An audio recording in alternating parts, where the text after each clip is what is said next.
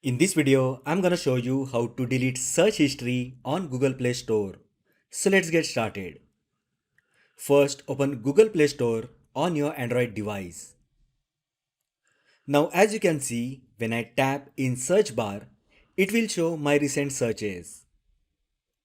To remove this search history, first tap on your profile icon on the right. Now tap Settings. On Settings page, tap General. Now tap Account and Device Preferences.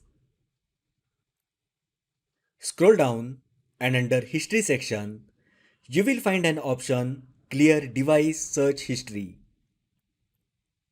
Just tap on this option. You will get a confirmation box. Just tap Clear History.